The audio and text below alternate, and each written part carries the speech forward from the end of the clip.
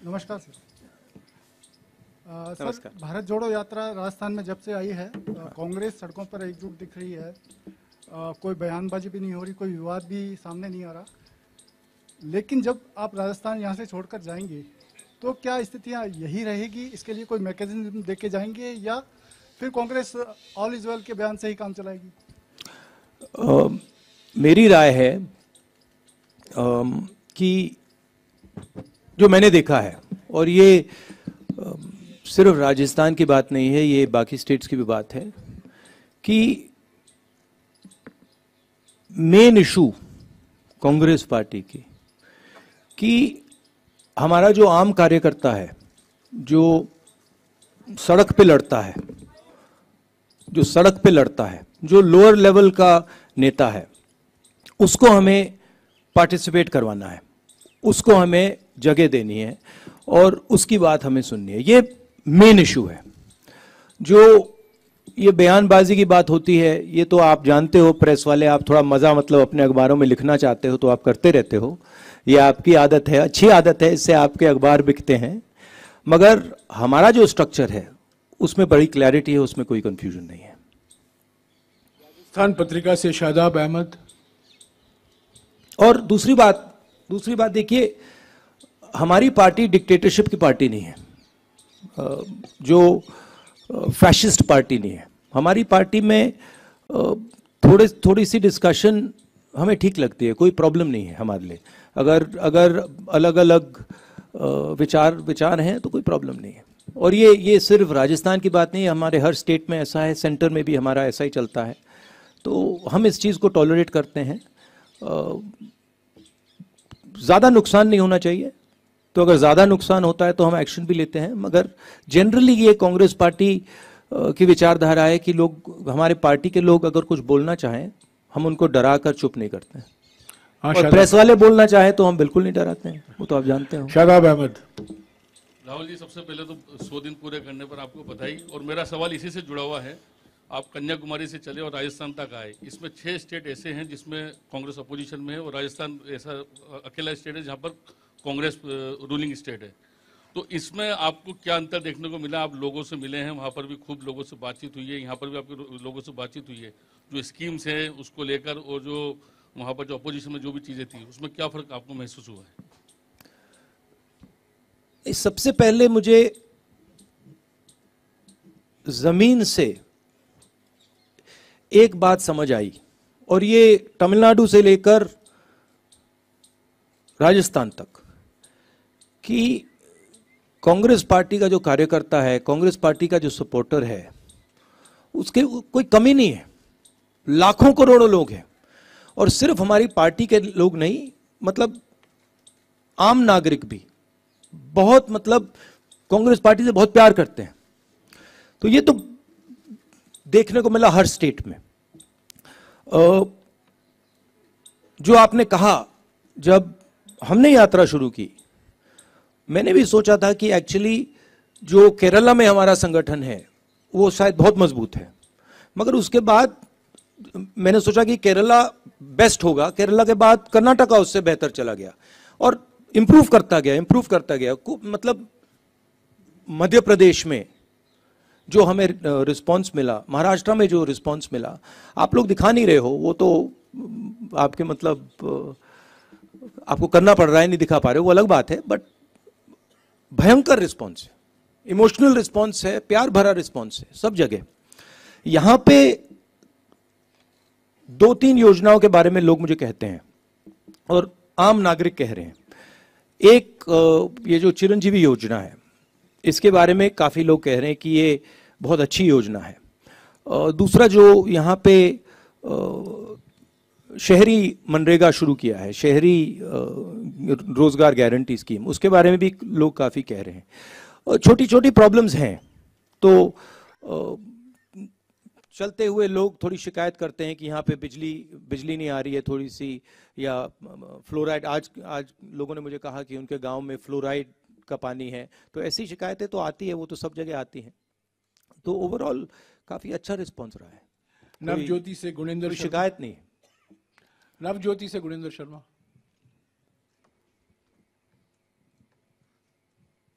Hello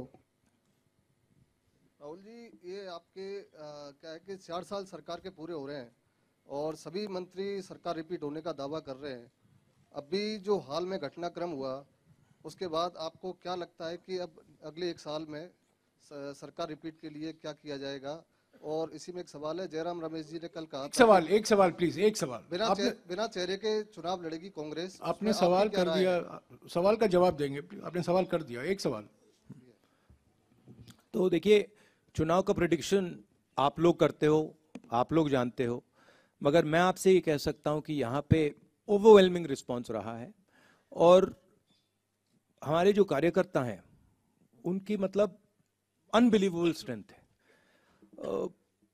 जो मैंने पहले कहा, अगर हमने जो हमारे कार्यकर्ता हैं, जो हमारे लोअर लेवल के लीडर्स हैं, उनको उनका अच्छी तरह प्रयोग किया तो हम चुनाव बहुत आसानी से जीत जाएंगे। जो लोग हमारे लिए काम करते हैं, जो लोग हमारे लिए लड़ते हैं, अगर उनको हमने सही जगह दे दी तो यहाँ पे भयंकर जीत होगी, स्वीप होगा। तो वही मेन इशू है। राष्ट्रदूत से योगेश शर्मा। राहुल जी, आप कह रहे हैं रेस्पॉन्स अच्छा मिल रहा है, निश्चित तौर पर सड़क पर बहुत सारे लोग आपको देखने सुनने आ रहे हैं, लेकिन पार्टी के अंदर बहुत सारी अनिर्णय की स्थिति होती है। 80 दिन पहले आला कमान के निर्णय के खिलाफ जाकर समानांतर विधायक दल की बैठक होती है, उसमें प्रभारी के खिलाफ बयान दिए जाते हैं, आप 3 नेताओं को नोटिस देते हैं, 80 दिन बाद उस पर निर्णय नहीं होता। उसी दिन विधायक इस्तीफा देने गए थे, उन इस्तीफों पर कोई निर्णय नहीं होता। और सवाल कीजिए प्लीज, सवाल कीजिए। ये अनिर्णय की स्थिति कब तक रहेगी? कोई निर्णय की स्थिति नहीं है, बड़ा क्लियर है ये। आपको मतलब ये थोड़ा थोड़ा होता रहता है पार्टी में, हमारी पार्टी में होता है, कोई बड़ी प्रॉब्लम नहीं है, कोई कंफ्यूजन नहीं है। दैनिक भास्कर डिजिटल से गोवर्धन। अगर आप कंट्रोवर्सी चाहते हैं मुझसे पूछिए, मैं कंट्रोवर्सी करा सकता हूं आपके लिए, थोड़े आपके बिकेंगे अखबार, नो प्रॉब्लम। गोवर्धन जी। राजस्थान में इसी से एडजॉइनिंग सवाल है, राजस्थान में अगला चुनाव किसकी लीडरशिप में करेंगे या बिना चेहरे के जाएंगे, ये क्लियर कर दीजिए, क्योंकि बहुत सारे लोग। भैया मैं कांग्रेस पार्टी का प्रेसिडेंट नहीं हूं, कांग्रेस पार्टी के प्रेसिडेंट खारगे जी हैं, आप ये सवाल उनसे पूछिए। आपने सवाल पूछा, मैंने सवाल का जवाब मिल गया। फिर से दोहरा देता हूँ, खारगे जी से पूछिए। टाइम्स ऑफ इंडिया जयपुर से जॉय चंद। सर मेरा क्वेश्चन है, ये कांग्रेस में क्या है, कुछ नेता लोग बोलता है ये कोई नेता चला गया तो कोई फर्क नहीं पड़ता, the lot of attrition in the Congress, so what you are planning to stem this tide of people leaving Congress and joining other parties and BJP poaching them? Where is the tide? Last I heard, Congress won the election in Himachal Pradesh. You're not congratulating us for that. No, we are. How come you haven't said? How come you haven't said congratulations, Congress Party winning Himachal Pradesh? That you're not saying. That is only a drop in the ocean, actually. No, it's not. See, please don't underestimate what the Congress Party is. See what has happened, and with all due respect, you have been responsible for it. Is there Hindi mein? Hindi?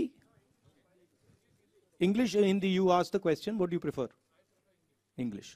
So, there has been a systematic defamation campaign, okay, run against myself for sure, and run against the Congress Party.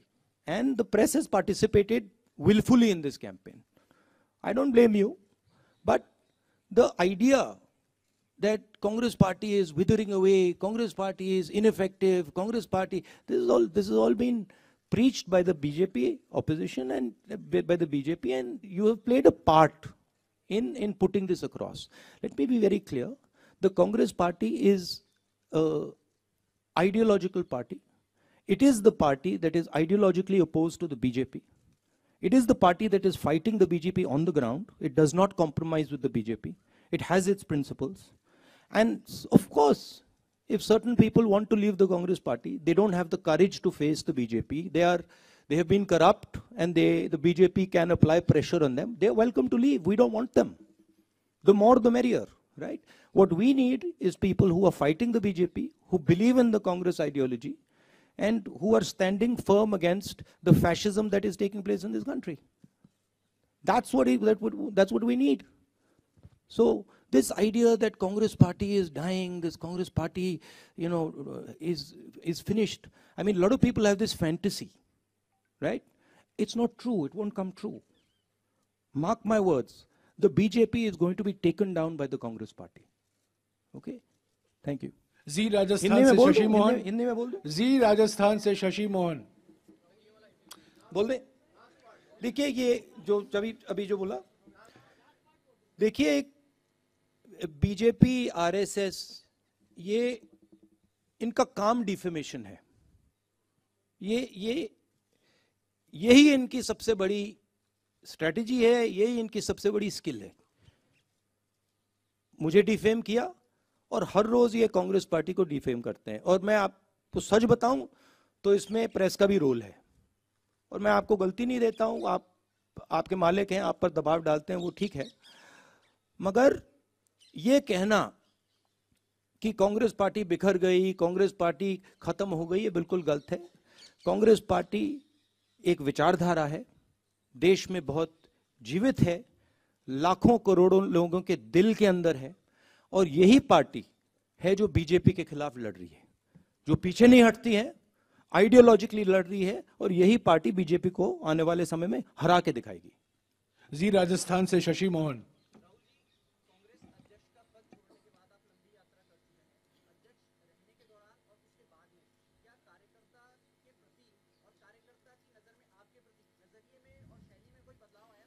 ये तो भैया आपको उनसे पूछना पड़ेगा। वो बताएंगे, मैं कैसे बताऊं? मेरा पर्सनल नजरिया नहीं, लाइफ का एक्सपीरियंस होता है, वो भी एक्सपीरियंस था, ये भी एक्सपीरियंस है, तो एक सफर है, उससे भी सीखने को मिला, इससे भी सीखने को मिला। मगर यात्रा से मुझे पर्सनली तो काफी फायदा हुआ है। यात्रा भी खत्म नहीं हुई है, मगर बहुत सीखने को मिला है। जो सड़क पे दिखता है और चलने से जो दिखता है वो बिल्कुल अलग होता है। मतलब थोड़ी थकान होती है, थोड़ा दर्द होता है, तो तब सुनने में सच्चाई अच्छी सुनाई देती है। फर्स्ट इंडिया से योगेश शर्मा। क्योंकि जब सड़क पे चला जाता है तो जैसे हम लाखों लोगों से मिल रहे हैं और 1-to-1 बात होती है,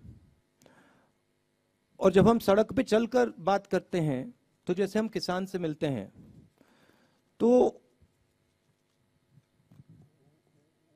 वो इस बात को समझ लेता है, एकदम समझ लेता है कि ये जो व्यक्ति आया है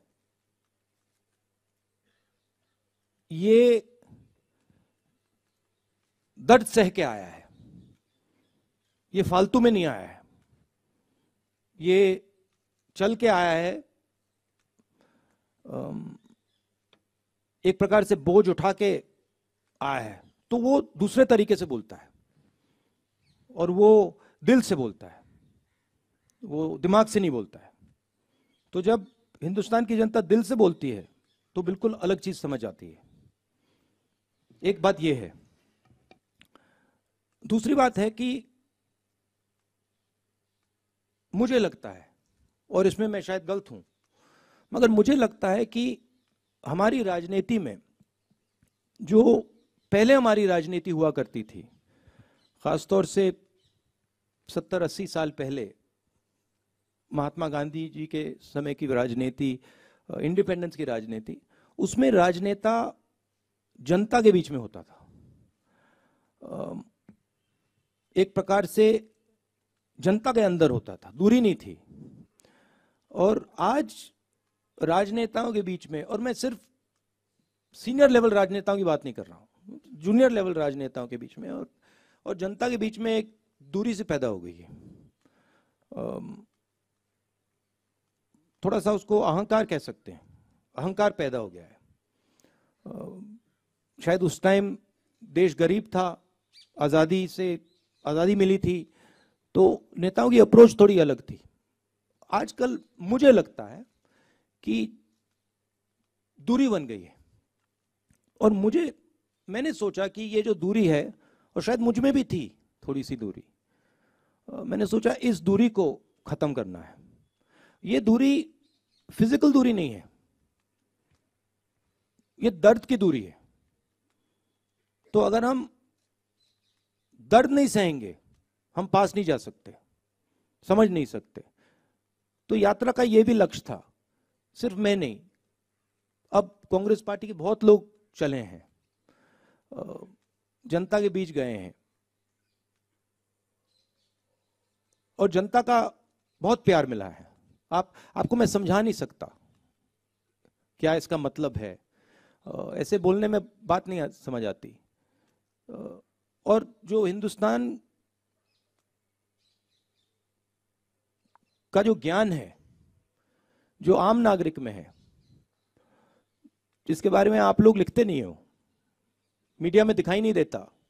आप लोग ऐश्वर्या राय जी, विराट कोहली जी, अमिताभ बच्चन जी के बारे में लिखते हो, मगर जो आम नागरिक है, जो अपना खून पसीना दे रहा है, उसका जो ज्ञान है, उसका कोई मुकाबला ही नहीं, उसका जो प्यार है, उसका कोई मुकाबला नहीं। तो ये सीखने को मिला है। न्यूज़ 18 राजस्थान से सचिन शर्मा। मेरा रह गया था सवाल। हाँ, अच्छा, सॉरी। राहुल जी, कई रंग आपने देखे कन्याकुमारी से लेकर राजस्थान तक, और राजस्थान में गहलोत सरकार है या कांग्रेस सरकार है, लेकिन बाकी जगहों पर कांग्रेस का राज नहीं है। लेकिन कांग्रेस की कोख से जन्मे कई दल वहां पर क्षेत्रीय दलों के रूप में खड़े हो गए, जिन्होंने कांग्रेस को लगातार नुकसान पहुंचाने का काम किया। चाहे हम जगन रेड्डी की पार्टी देख लें, या और दूसरे पश्चिम बंगाल में ममता बनर्जी की पार्टी देख लें। और जयराम रमेश जी ने कहा भी था एक दिन कि सवाल कीजिएगा, सीधा सवाल। तो क्या कांग्रेस अब इन सब पार्टियों की अगुवा बनेगी, और जो कांग्रेस विचारधारा से निकले हैं, क्या उनको समाहित करने का काम हर पार्टी का एवोल्यूशन होता है, ट्रांजिशन होता है। जो कांग्रेस पार्टी 10 साल पहले थी, जो हिंदुस्तान के हालात 10 साल पहले थे, 20 साल पहले थे, 30 साल पहले थे, 40 साल पहले थे, वो बदलते जाते हैं। पार्टी को अडेप्ट करना पड़ता है। अभी आप कांग्रेस पार्टी को अडेप्ट करते हुए देख रहे हो। कमियां रही हैं, मैं ये नहीं कह रहा हूं कि कांग्रेस पार्टी ने कभी गलती नहीं की, गलती की है, बहुत गलतियां की हैं, मगर देश के जो हालात हैं उसके लिए अब कांग्रेस पार्टी अडेप्ट कर रही है। और जो कांग्रेस पार्टी की जड़ है, जो उसका डीएनए है, अब कांग्रेस पार्टी उसके ओर जा रही है। और मैं आपको एक बात कह सकता हूं, जिस दिन कांग्रेस पार्टी ने अपनी जड़ पकड़ ली, जिस दिन जो कांग्रेस है वो कांग्रेस संगठन बन गया, उस दिन यहां पे कोई नहीं हरा सकता कांग्रेस को। तो ये एक कम्युनिकेशन है, जनता के साथ एक कम्युनिकेशन है, जनता को समझने का प्रयास है, और अपने आप को बदलने का प्रयास है। ठीक है, तो ये आप ट्रांजिशन देख रहे हैं, इसमें थोड़ा टाइम लगेगा, मगर ये विचारधारा जो है कांग्रेस पार्टी की, ये 10-15 साल पुरानी नहीं है, ये 100 साल पुरानी भी नहीं है। ये जो लड़ाई चल रही है, ये हजारों साल पुरानी लड़ाई है, हजारों साल पुरानी। तो ये विचारधारा की लड़ाई पहले थी, आज है, कल भी रहेगी। कांग्रेस पार्टी को प्रिसाइसली ये समझना है कि कांग्रेस पार्टी है क्या, और वो एक सफर है। और हमारे लिए जो हो रहा है, मैं आपको बताऊं, ये जो बीजेपी आई है, जो आरएसएस आई है, सारे इंस्टीट्यूशंस को कैप्चर कर लिया है इन्होंने। ये कांग्रेस पार्टी के ट्रांजिशन के बदलाव के लिए, ट्रांजिशन के लिए नई एक जो कांग्रेस पार्टी का रूप है, उसके लिए बहुत अच्छा है, खराब नहीं है। और जो हमारे सीरियस नेता हैं, जो कांग्रेसी हैं, उनको ये मालूम है, और वो दिख जाते हैं, वो डरते नहीं हैं, वो दिख जाते हैं। न्यूज 18 राजस्थान से सचिन शर्मा। माइक दीजिएगा जल्दी यार, माइक ऊपर। मेरा सवाल ये है आपसे कि ओपीएस राजस्थान ने लागू किया, हिमाचल में भी ओपीएस की वजह से ही संभवतः आप लोग सत्ता में आए। कल आप रघु राजन सर से मिले हैं, उनसे आपकी बातचीत हुई? ये आपने बहुत बड़ी स्टेटमेंट की कि बहुत बड़ा हिमाचल में आप ओपीएस के कारण आए। ये मतलब साइंटिफिक एनालिसिस किसी ने नहीं किया है। उसका एक बड़ा रोल रहा होगा। गहलोत साहब भी कई बार गए, उन्होंने ओपीएस की बात कही, लेकिन कई अर्थशास्त्री उसके विरोध में, उसके खिलाफ हैं। कल आपकी रघुराम राजन साहब से लंबी बात हुई, क्या उनसे इस बारे में आपकी कोई बातचीत हुई? उनकी क्या राय है और आप इस बारे में? नहीं, उनसे इसके बारे में राय नहीं हुई। आप क्या सोचते हैं सर? प्यार से भैया, नहीं उनसे बात नहीं हुई, मगर हमारी जो जनरल अप्रोच होती है, जो हमारी स्टेट लीडरशिप नॉर्मली जो स्टेट लीडरशिप करना चाहती है, थोड़ी सी फ्लेक्सिबिलिटी हम उनको देते हैं।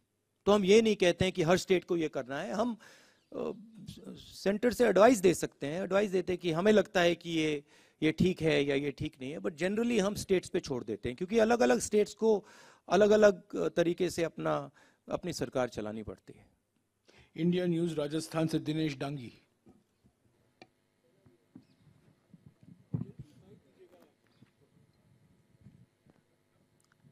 राहुल जी नमस्ते। राहुल जी, आप नमस्कार। लगातार कह रहे हैं कि ये मेरी यात्रा सियासी नहीं है, नया आप वोट मांग रहे सॉरी, हो। क्या? आपकी यात्रा सियासी नहीं है, मकसद 3 आपने बता रखे हैं। नहीं, ये मेरी यात्रा नहीं है भैया, कांग्रेस की। हाँ। जन जन की हो जाएगी जो भी, मगर मेरी नहीं है। Best of luck. लेकिन आप दिल से बोलते हैं, दिल का ही सवाल करते हैं, तो पब्लिक पूछ रही है ये आदमी क्यों घूम रहा है, इसको वोट नहीं चाहिए, राजनीति ये नहीं कर रहा, क्या फायदा मिलेगा? अल्टीमेटम जो मुद्दे आप उठा रहे हैं 8 साल से, 2014 से, न मीडिया न मोदी सरकार सीरियस ले रही है, पब्लिक रिजल्ट दे चुकी है लोकसभा राज्यसभा में, तो वो कह रही है क्यों घूम रहा है? ये व्यक्ति इसलिए घूम रहा है क्योंकि इस देश में बीजेपी ने डर और नफरत फैला दिया है, और ये व्यक्ति इसलिए घूम रहा है क्योंकि वो डर और नफरत को मिटाना चाहता है। और ये व्यक्ति, ये पहला व्यक्ति नहीं है जो ऐसे घूम रहा है, ऐसे बहुत सारे व्यक्ति घूमे हैं, और ये हिंदुस्तान का इतिहास है।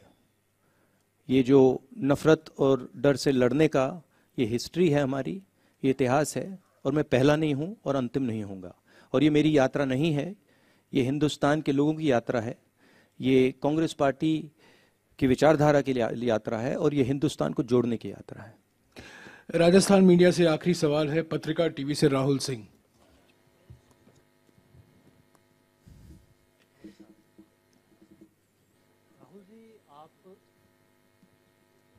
देखिए, हिंदुस्तान, एक और चीज जोड़ना चाहता हूं। देखिए, हिंदुस्तान में एक फैशन बन गया है, और ये प्रेस वालों ने भी थोड़ा फैलाया है, बीजेपी आरएसएस तो फैलाती है, कि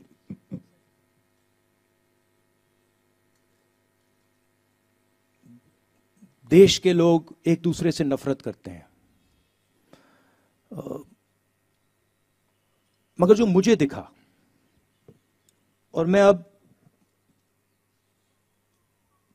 तकरीबन 2500 कितने चले हैं जयराम जी, 2800 किलोमीटर चला हूं, तो थोड़ा तो मैंने देखा होगा। मुझे दिखा है कि इस देश में करोड़ों लोगों के दिल में एक दूसरे के लिए प्यार है, मोहब्बत करते हैं एक दूसरे से, भाईचारा है, और एक दूसरे के लिए लड़ जाएंगे, मर जाएंगे। और मुझे बहुत खुशी हुई, क्योंकि मैंने भी सोचा था कि भाई देश को खो क्या गया है, ऐसे देश में इतनी नफरत कैसे हो सकती है। और सच बताऊं तो मुझे बहुत अच्छी चीज देखने को मिली कि नफरत ऊपर से फैलाई जा रही है, उसमें आप लोग भी काम कर रहे हो, करना पड़ रहा है, मगर नीचे से आप देखें, प्यार है, भाईचारा है, इज्जत है, रिस्पेक्ट है। और यही इस देश की संस्कृति है, यही इस देश की हिस्ट्री है, इसको बदला नहीं जा सकता है। राहुल जी, आपने 2.5-3 किलोमीटर की यात्रा की और लगातार चल रहे हैं। इस पूरी यात्रा में राजनीतिक रूप से, सामाजिक रूप से क्या आपने बदलाव, क्या दो तीन अहम चीजें महसूस की जो आने वाले समय में चुनौती बन सकती है और कांग्रेस पार्टी उसका मुकाबला भी कर सकती है? इस तरह की क्या दो तीन चीजें अहम रूप से महसूस किया आपने?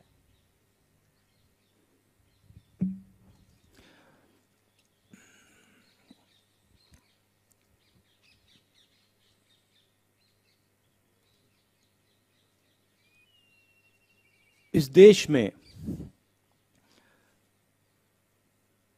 आर्थिक अन्याय हो रहा है।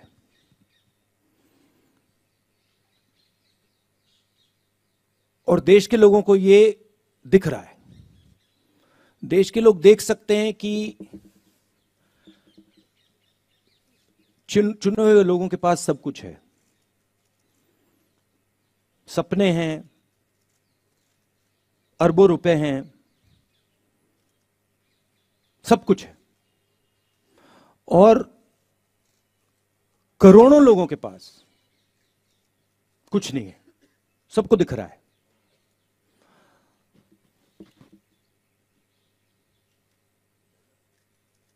करोड़ों लोग हर रोज उठते हैं, कोई ना कोई सपना देखते हैं और फिर उनका सपना टूट जाता है। युवा कोई इंजीनियर बनने की कोशिश करता है, कोई डॉक्टर बनने की कोशिश करता है। दिल में उनको सच्चाई मालूम है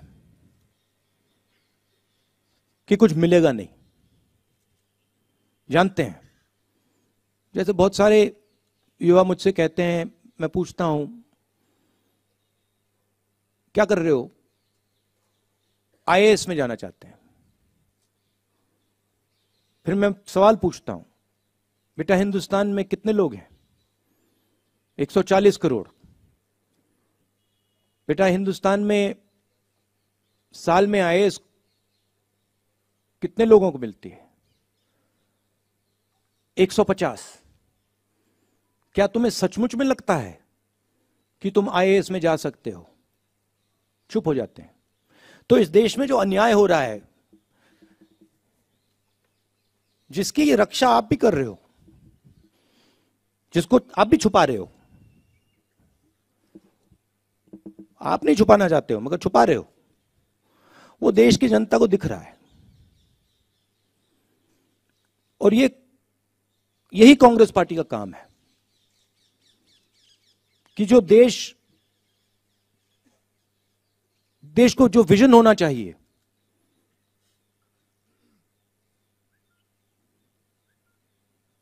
आगे का, पीछे का नहीं।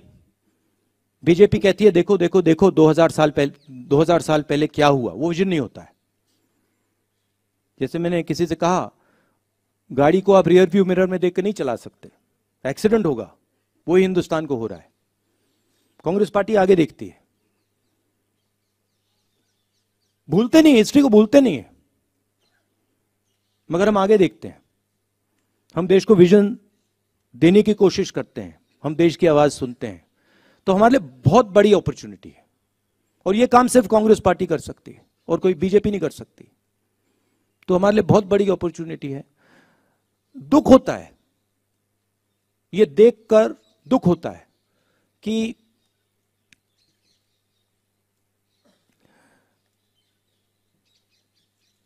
सौ लोगों के पास इतना धन है जितना 50 करोड़ हिंदुस्तानियों के पास है। एक तरफ 100 लोग, दूसरी तरफ हिंदुस्तान की आधी आबादी। उतना ही धन इनके पास, उतना ही धन इनके पास। पूरा हिंदुस्तान जानता है क्या हो रहा है। मैं हैरान हो जाता हूं कि लोग चुप रहते हैं।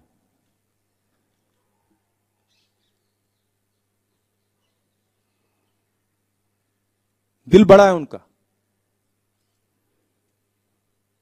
मगर ऐसे देश नहीं चलाया जा सकता। तो ये समझने को मिला मुझे। राहुल जी, हमारे पास 5-7 मिनट बाकी हैं। 3 सवाल जल्दी लूंगा मैं दिल्ली स्थित मीडिया से। असीम कमाल, पीटीआई से। Sir, 2024 is not very far. There are a lot of regional parties that have been talking about bringing the opposition together.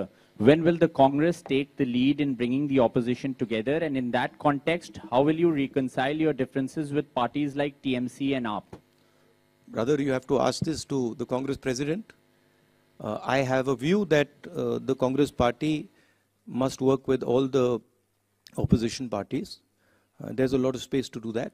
But the exact strategy, how it's going to be done, that you have to ask the new Congress president. I'm actually not involved in that right now. Niyamika Singh, Times Now. Is she here? Yeah, Niyamika. Please take the mic and ask the question. Take the mic and ask the question.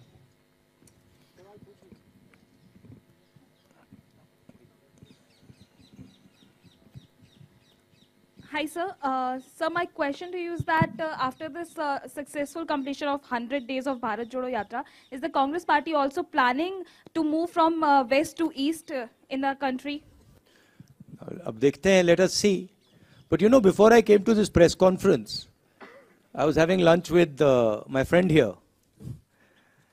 And I said to him that I bet you that the press will not ask me a question on China.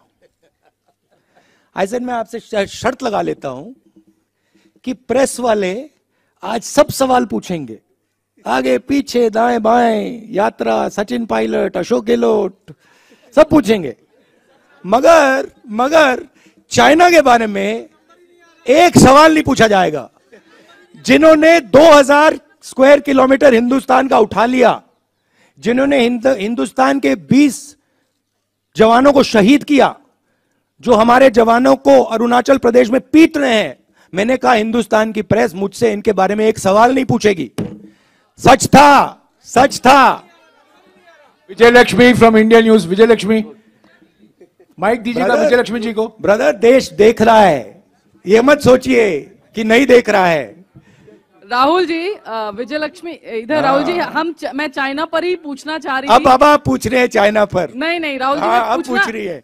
नहीं, मैं China पर ही पूछना अब याद आया China. अपनी बारी का इंतजार करी थी मैं, क्योंकि एक ऑर्डर है प्रेस कॉन्फ्रेंस का, क्योंकि पार्लियामेंट में आप से मुलाकात नहीं हो पाती है। भारत जोड़ो यात्रा में आप हैं, आपकी पार्टी उठा रही है ये मसला हाउस में, लेकिन सरकार की तरफ से कहा जाता है 1 इंच भी कोई हमारी जमीन का नहीं ले सकता है। लेकिन उसके बावजूद इस तरह की घटनाएं हो रही हैं। आपको लगता है अप्रोच में कुछ चेंज करने की जरूरत है? मुझे जो दिख रहा है,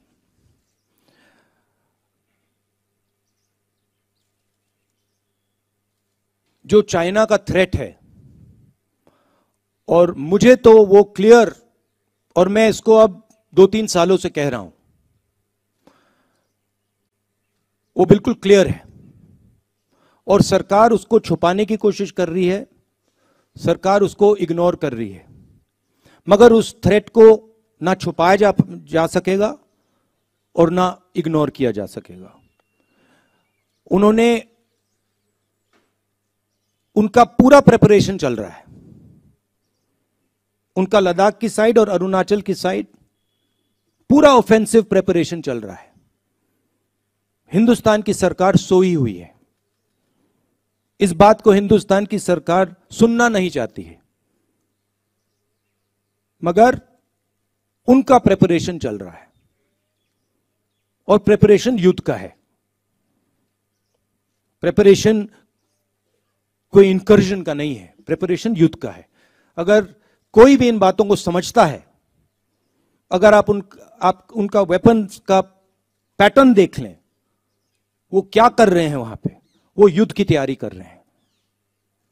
और हमारी सरकार इस बात को छुपाती है और इस बात को शायद एक्सेप्ट नहीं कर पा रही है। हो क्यों रहा है?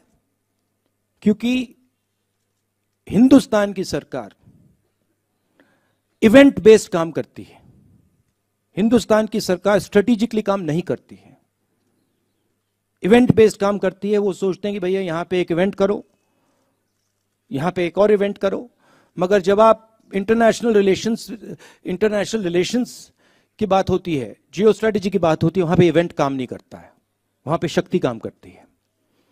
तो मैंने 3-4 बार बोला है कि सावधान रहना चाहिए, जो हो रहा है उसको समझना चाहिए। उनकी बयानबाजी आती रहती है, मैं देखता हूं एक्सटर्नल अफेयर्स मिनिस्टर बोलते रहते हैं, कहना नहीं चाहिए, मगर शायद उनको थोड़ी अपनी समझ गहरी करनी चाहिए।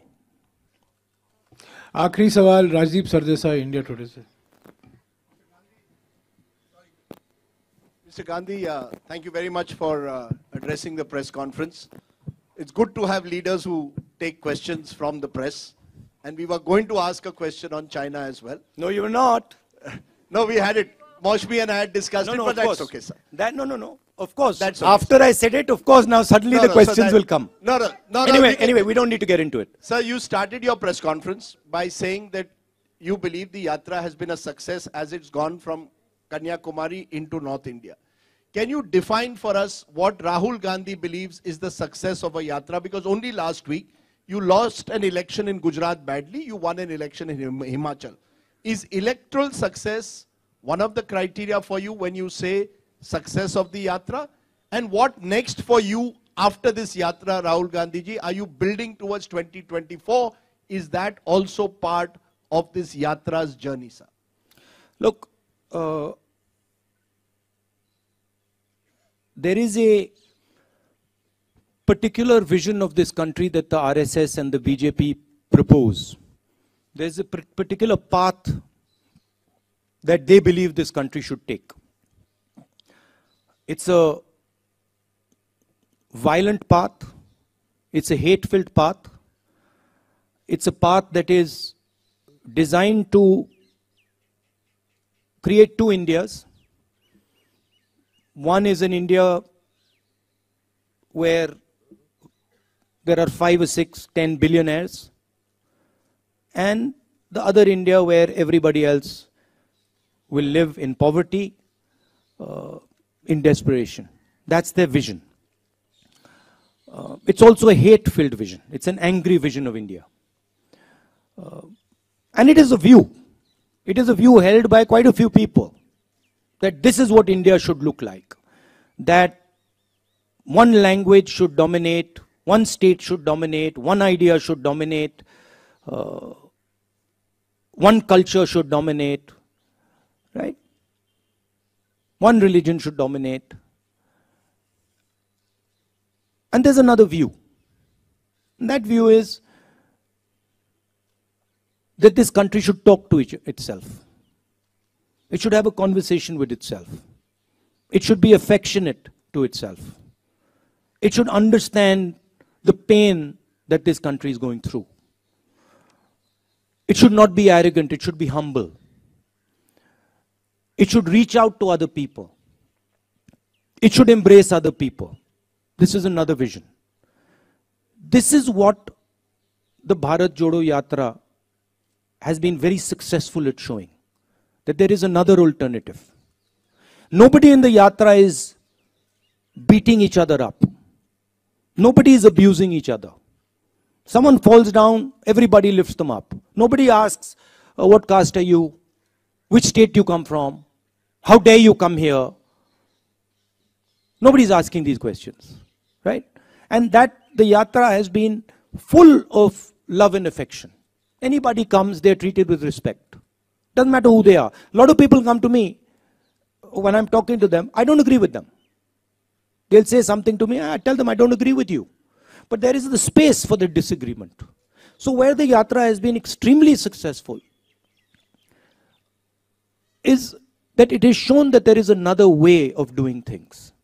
It has shown that you can actually respect people, you can actually embrace people, you don't have to be nasty and cruel. Okay, so there it has been a tremendous success. What next for me? I have said that the Yatra ends in Srinagar. I think it will end by the end of January. And I've said that, look, it is my endeavor to focus on this yatra until the flag is hoisted in Srinagar. This is it's a public journey. It's a journey of many, many yatris, millions of people. But for me also, it's a private experience. It's getting to understand a lot about the people that I love, about myself. And so it has been a big experience for me. It's been a very good learning experience for me personally. And you can ask that question to most of the yatris, they will tell you the same thing.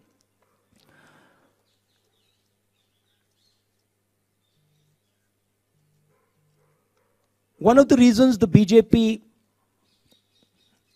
wins elections, I mean, there are multiple reasons, right? There is that they have huge amounts of money. They use the institutions of the country. They pressurize and threaten people. Those things, those tools are not available to us. We don't want to use them. We will never take over the institutions of this country because we are the ones who built them and we know that they belong to the people of this country. We will never touch them. So we can't do that. We don't have access to that money. We never will. Right? Because we don't offer the conveniences that the BJP offers. We say inconvenient things about farmers and laborers and small businesses and youngsters, and we do all that. So we'll never get that money. But one of the other reasons that BJP wins elections is because they're very clear on who they are. They're hateful, I don't agree with them. They divide India, I don't agree with them. But they have complete clarity on who they are. It's easy to have clarity on who they are. Because for them it's just, do you hate so and so? Yes, you do. Okay, that's who you are. For us it's much more complicated. But the day the Congress party understands in depth who it is and what it stands for, it will win every election that it faces. Okay? There is also the matter of fighting elections operationally, which we are getting better at. Himachal Pradesh election, we faced the full money of the BJP, the full organizational capability of the BJP, we beat them. And frankly, if in Gujarat the AAP hadn't been put up as a proxy and hadn't been used to target the Congress party, we would probably beaten the BJP there as well. So we are learning, but we are different than the large number of opposition parties. We work with them, we appreciate them, we believe they are important, but we're different. And the way we are different is we represent a national ideology. We represent a vision for the country. None of the regional parties can represent a vision for the country. They can represent a vision for a community or a vision for a state, but they cannot represent a vision for the country. Right? And what we are competing with is a vision that the BJP is proposing for the country. So the space of the Congress party will always be there. The people who believe in the Congress party will always be there. Let me finish. The people who believe in the Congress party will always be there. It's a question of getting them excited, getting them motivated, and getting them to believe in what they stand for, which the Yatra has been very, very good at doing.